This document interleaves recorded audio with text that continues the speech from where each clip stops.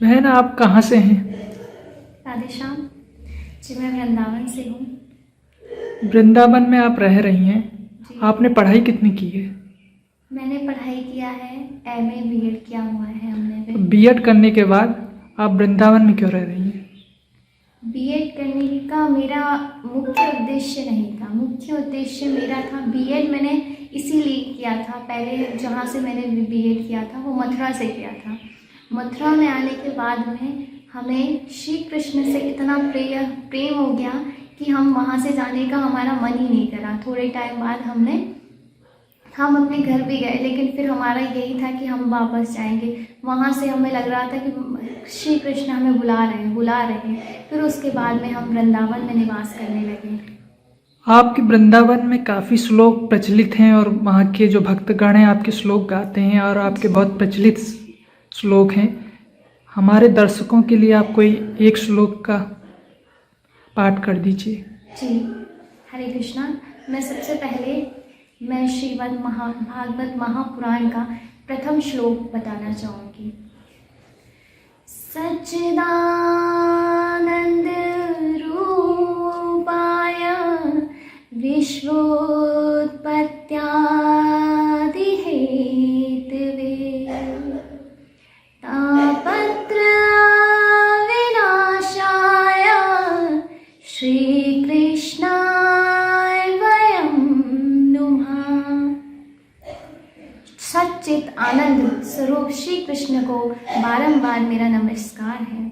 इसका अर्थ है श्री कृष्ण भगवान जो चल रहा है, जो होगा, जो आने वाला कल है, सब स्थितियों में श्री कृष्ण भगवान उसके नायक हैं। उसको स्थिति परिस्थिति सबका करने वाले श्री कृष्ण भगवान हैं। उनके चरणों में हम बारंबार नमस्कार करते हैं।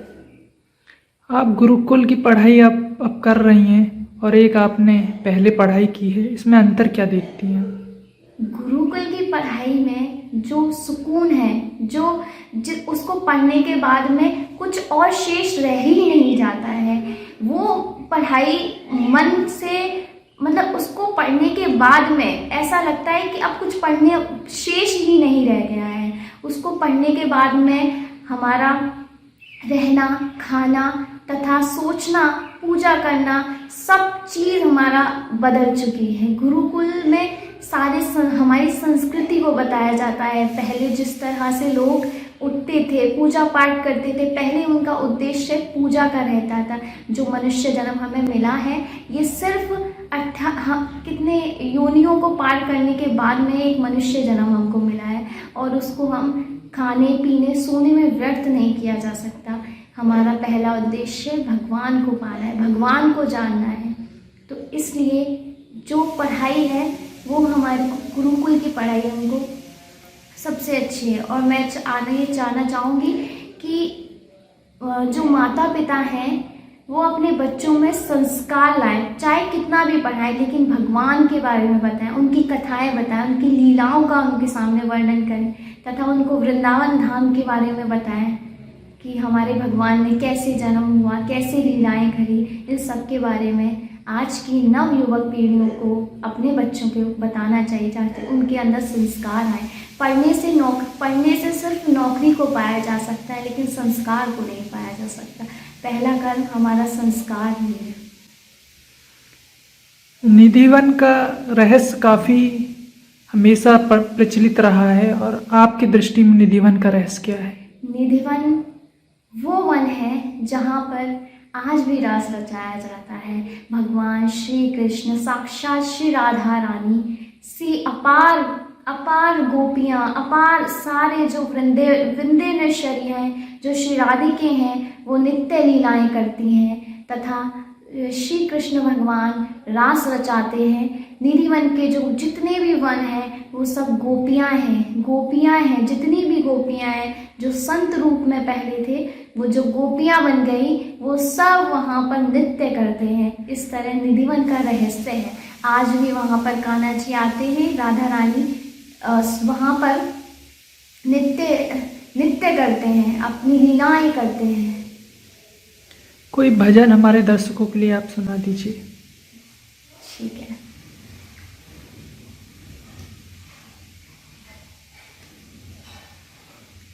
सबसे पहले मैं महामंत्र गाना चाहूँगी।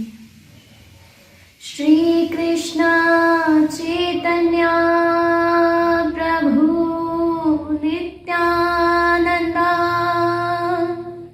श्री अद्वैता गदाधर आदि गौरा भक्तवृंदा। हरे कृष्णा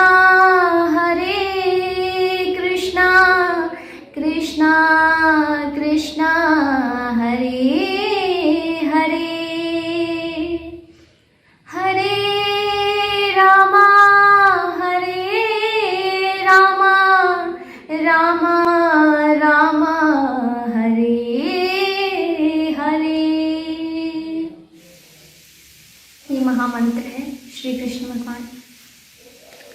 मेरा आपकी कृपा से सब काम हो रहा है, मेरा आपकी कृपा से सब काम हो रहा है।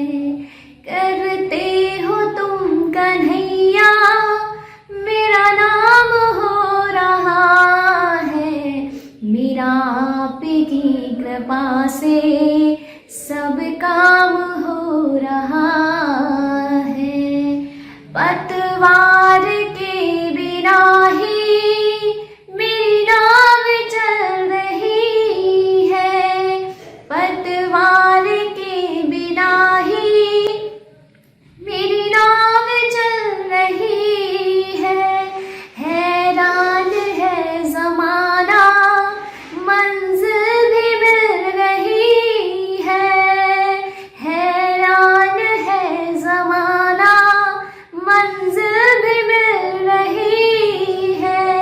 मेरा आपकी कृपा से सब काम हो रहा है, मेरा आपकी कृपा से सब काम हो रहा है। हमारे दर्शकों के लिए आखिरी संदेश आप देना चाहेंगे? जी कहिए।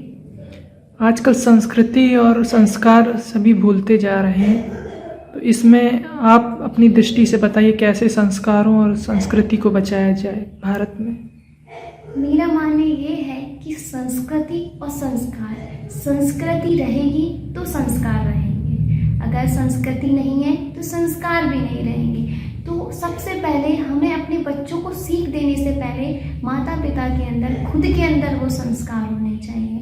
हम रोज सूर्य उदय होने से पहले हमको स्नान ध्यान कर लेना चाहिए, और सूर्यास्त के समय हमें अपनी पूजा पाठ, तथा ऐसे नहीं है कि आप 8 बजे दिया जोड़ रहे हैं, 9 बजे दिया जोड़ रहे हैं। सूर्यास्त के बाद पूजा का समय होता है, उस समय से हमें पूजा स्टार्ट कर देनी चाहिए। कुछ लोग हमने देखे हैं कि 4 बजे, 3:30, 4 बजे कभी पूजा करना स्टार्ट कर देते हैं। कुछ पूजाओं का है कि वो शाम के समय की जाती है, जैसे वासुदेव भगवान है, उनकी पूजा हमेशा शाम में ही 12 बजे के बाद की जाती है, लेकिन हर पूजा का एक समय दिया जाता है। ऐसे ही मन से कोई भी पूजा, कोई भी पाठ कभी भी नहीं किया जाता है, उसके कुछ नियम है, उनका पालन करना चाहिए। सुबह सबसे पहले सूर्य उदय होने से पहले हम सबको स्नान ध्यान कर लेना चाहिए, तथा अपने गुरु द्वारा जो मंत्र दिए गए हैं उनका उच्चारण करना चाहिए।